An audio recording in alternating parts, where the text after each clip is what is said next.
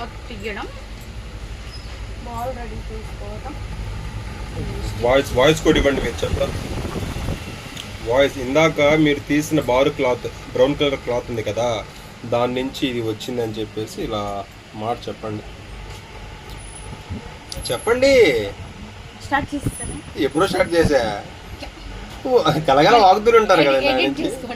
సరే స్టార్ట్ చేయండి.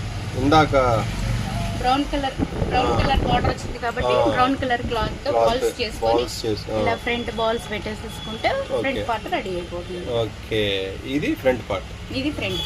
ఓకే, ఇప్పుడు హ్యాండ్స్ రెడీ చేసుకోవాలి.